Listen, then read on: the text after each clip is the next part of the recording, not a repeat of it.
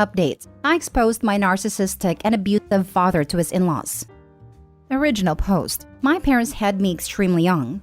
They were back and forth for years until my mom got pregnant with my younger sister and found out my dad was essentially living a double life. During the time they were together, my dad was very abusive towards my mom in almost every way. One of my very first memories was my dad holding down my mom in our living room and repeatedly hitting her while I was curled up in a corner screaming at him to stop hurting her. Once my sister was born, he pretty much abandoned us. He job hopped frequently or would go without a job for a long time. He never paid child support and always missed his visitations with us, to the point the judge revoked his visitation rights and he was facing felony charges for being so far behind in child support. Despite this, the few times a year I did see him, he always had a car, brand new flat screen TV, the newest phone, etc. As I got older, I would hear from him maybe once or twice a year and sometimes would go a year or two without so much as a text. He did eventually get his head out of his behind in his 30s and went to college and now has a successful career. I actually reconnected with him for a few months a few years ago while I was finishing up college. But that didn't last long as he began crap talking my mom, the woman who raised me and my sister by herself, put herself through college, worked 2 jobs to make sure my sister and I had all we needed and got to do the things we wanted, etc. He tried a classic deadbeat BS about how your mom kept me from you guys. I called him out and started spitting facts about how I remember waiting at our meeting spot for him to come get us, just for him not to show up. How I had the same phone number since I was 10 years old, and he would never reach out, even after I turned 18, and so on. My dad is a textbook narcissist to the T, and as you can imagine when confronted with facts, he did not like that at all. In his mind, it's everyone's fault but his. He messaged me soon after and told me he wished my mom would have gotten rid of me when she had a chance. That was the last time I've ever spoken to him, and that was 4 years ago. Around the time I briefly reconnected with my dad, he started dating a woman who I only met once. She seemed nice, but my dad was around the entire time, so I couldn't warn her of his true nature. I could also tell that she was smitten with him, and probably wouldn't have believed me even if I told her because my dad is a master manipulator. And I knew he had told her his sob story of how my mean mom kept him away from his children and turned us against him. They ended up getting married a few years ago after I cut him out of my life for good, and they had a daughter who is now a toddler. Now, my younger sister and I are thicker than thieves and are always together, so it does sadden me that I will more than likely never have a relationship with my other sister. Now to the outing part. About a month ago, I got a Facebook message from a woman I didn't know. She said she was my dad's mother-in-law and basically shamed me for not attempting a relationship with my sister. Mind you, I am in my mid-20s with my own life and she's 3. She also said that now that I am an adult, maybe I could have a mature conversation with my dad and try and see things from his perspective. It may change the way you feel about him. Now, I knew that no matter what I told her, she wouldn't believe me. My dad is too charming and too good at playing the victim. So instead, I asked her for her address so I could show her something. I sent her a 20-page letter about all the reasons I didn't have anything to do with my dad. I detailed the maltreatment I had witnessed, how he cheated on my mom and left us with no money living out of her car, how he never showed up for his visits, etc. I detailed times he promised he would pick up or take me somewhere, just to not show or even have the decency to call. I then went through my mom's records and made copies of the court documents, showing he had missed every single visitation for 2 years, and he no longer had visitation rights.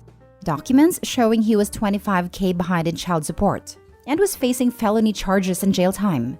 Documents showing where he had asked the judge if he could sign all the rights to his children over so he won't have to pay. I also got printouts of old police records where my dad had beat up my mom. There was over 8 records of this. And got pictures my grandma had took of my mom after I beat her. I also sent a printout of messages my dad had sent my mom, like the time she asked if he could help buy my sister and I winter coats. And he responded, "I'm not doing anything for you. They can freeze." And I also added his text about how my mom should have aborted me. I sent her all of this information and I'm currently waiting for a response. I don't feel bad at all, and feel like she and her husband have a right to know the truth about why I don't have anything to do with my dad, what kind of person he truly is, and what kind of man their daughter is married to and has a child with. Now for the top comments before reading the update. Dang. Please post an update when one becomes available. Will do for sure. I'm sure they are just in absolute shock right now. My dad truly is a master manipulator, and I know he's been feeding them lies this whole time. He was a little too skilled a manipulator for his own good. It seems or looks like his mother-in-law swallowed his poor me act hook, line, and sinker and contacted you behind his back with honest good intent, thinking the poor man was pining after his children cut off from him by the machination of his evil ex-wife, depriving the mother-in-law's granddaughter of having a relationship with her half-siblings. Going to be interesting to see if he can spin his way out of this one. For the wife's and little girl's sake, I hope they see through him at last. This is exactly what I think happened. I know my dad, and the man is very good at what he does. He also doesn't really fit the look or bill for the typical horrible guy or deadbeat father. He is a very conventionally attractive man. I've always thought he resembled Paul Walker or Ryan Phillip, and now he's very successful and makes a lot of money, and can definitely charm the pants off anyone. I can guarantee you if people on here met my dad and then read this post, they would say, "No way he was like this. Are you sure this really happened?" OP, be safe. Don't take any future contact from your dad or the in-laws lightly in the future. Warn your sister and your mom as well. But also good, screw him. Yes, OP, be on guard and do warn your sister and mother. While outing him was the right thing to do, those types never stay quiet when someone exposes them. He has a history of dangerous behavior. He might try to seek some form of revenge. Thank you for your concern. My mom and sister both know about the letter and info I sent. Luckily, we haven't had any contact with him for years, and he doesn't know where we live, but we are still on alert. My mom would beat the living crap out of him now, and I don't think he would have the guts to confront us. Either way, we are definitely on the lookout for any potential backlash from him. And now for the update. I got a letter from the in-laws today. The letter was written by the father-in-law. He started off the letter by apologizing to me for his wife's intrusion of my privacy and for possibly opening up any old wounds that he's sure I'd wish to move on from. He went on to say that he and his wife were shocked, devastated, at a loss for words, and feeling like a rug has been pulled out from under them would be the understatement of the century. And that, as you can imagine, this is not the story we have been told the last 5 years. He told me they 1000% believed me. He said that, if being honest, he always thought it was a huge red flag that my dad's highly successful grown children had nothing to do with him and that none of his family seemed to have anything to do with him either. He said that he told his daughter when her and my dad were engaged that she needed to look into this more and possibly reach out because something wasn't right, and he felt like he wasn't getting the full story. He told me that when reading my letter, he identified with a lot of my experiences with my dad, because his dad was also the same way, and because of that, he had always promised himself he would always take care of his family. He wrote that, over the years, he has been tempted to reach out to me to get my side of the story but did not want to be intrusive and felt like it wasn't his place. He mentioned that a lot of what I told them my dad has probably said to them about why we have nothing to do with him is verbatim things he has said to us about why you and your sister don't come around or stand to have anything to do with him. He went on to admit that they are truly at a loss of what to do with this information. He assured me that he and his wife would not let my dad know that this information has been sent to them, and that they are now aware of what kind of monster he truly is underneath his facade. He told me that they see their daughter and granddaughter daily and have not been alerted or seen any signs that any kind of mistreatment is going on, but that he wasn't naive and knows a tiger doesn't change stripes.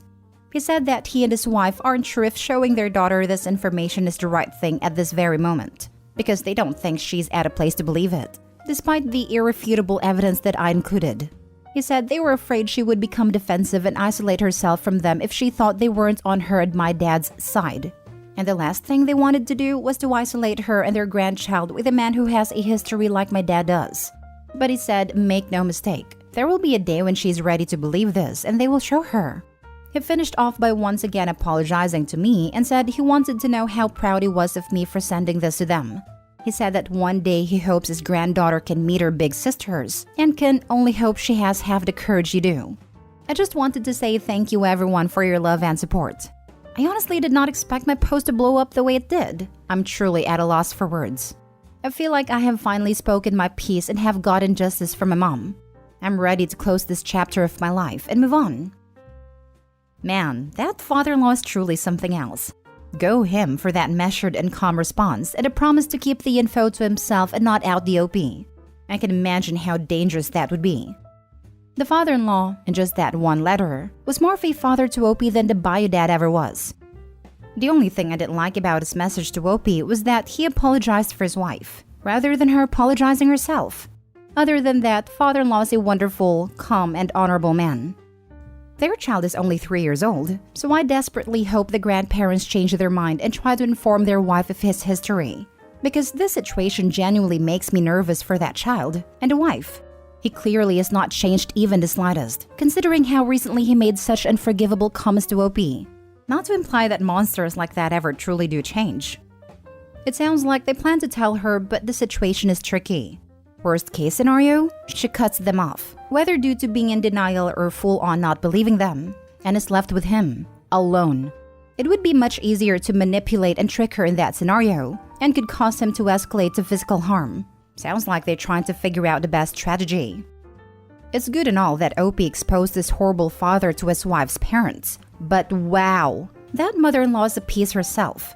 Who sees a man who doesn't have a relationship with his other kids, and who doesn't arrange visits with his daughter and thinks, you have a great idea, let me go stalk this grown adult's Facebook so I can shame them for a one-sided story.